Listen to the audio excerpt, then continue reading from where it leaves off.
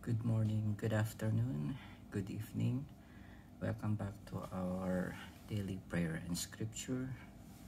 Our gospel for today is taken from the book of John, again, chapter 6, verses 30 to 35. So they said to him, "Then what sign do you do, that we may see and believe you? What work do you perform? Our fathers ate the manna in the wilderness. As it is written, He gave them bread from heaven to eat."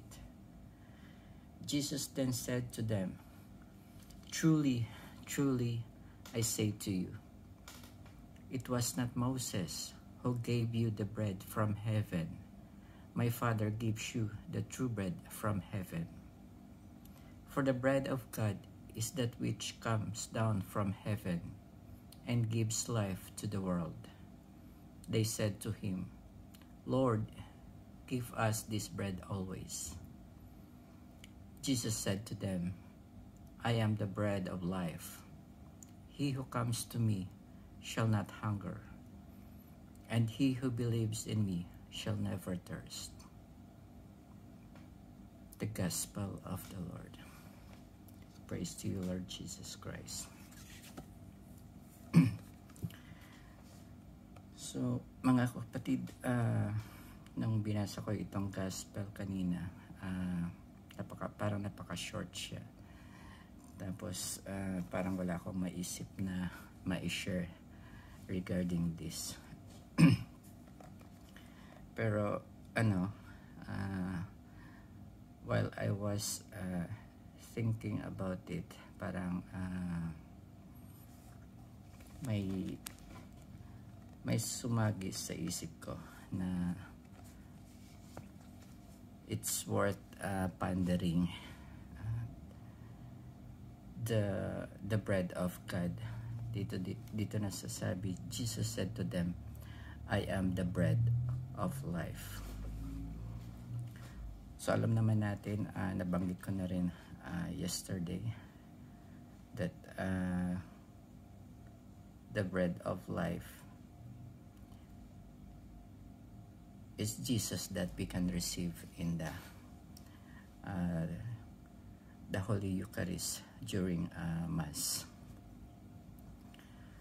So dito at sa mga susunod pang mga verses, ipapaliwanag ni Jesus na at sasabihin niya na siya yung bread of life.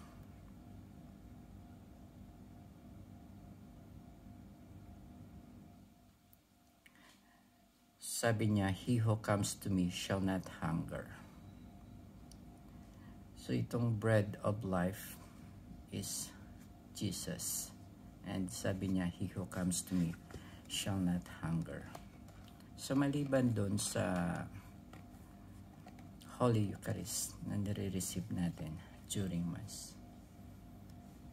sabi ni Jesus, He is the bread of life.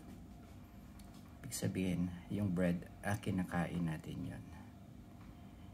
And if the bread is Jesus, we can say that Jesus is also the Word of God. The Word of God. And also the Bible, ito yung sinasabi natin na Word of God. So kung si Jesus is the bread of life, at kung ang Bible is the Word of God, that means na kung kinakain natin yung bread during Mass, pwede nating basahin itong Bible, which is the Word of God. At ito rin si Jesus. Kaya itong Bible is very, we respect. This is Jesus, who is God. And how do we how do we read the Bible? I think kung hindi mo pa nagiging habit yung pagre-read ng Bible, I think you just start slowly, little bit by bit, little by little. Every night kapag pagdating ko galing work, gusto ko mag-exercise pero nakakatamad. Kaya ang ginawa ko, the first day na gusto ko mag-exercise just by walking, naglakad lang ako papunta doon 15 minutes. Tapos bumalik ako ng another 15 minutes. Ganun lang. Tapos the next day, naglakad ulit ako. Medyo mabilis ng konti yung walking ko. Walang ka-effort. Tapos bumalik ulit ako. So, hindi siya naging mahirap para sa akin kasi paunti-unti na-form yung habit ko sa paglalakad every night. Tapos habang naglalakad ako, prepare din ako ng grocery. Because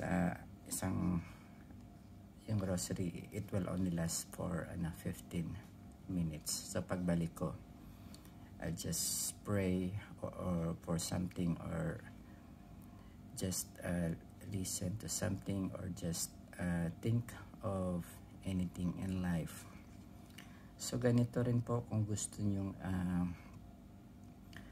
if you want to eat the bread of life or read the Word of God, which is Jesus, start bit by bit, parang dahan-dahan lang, and God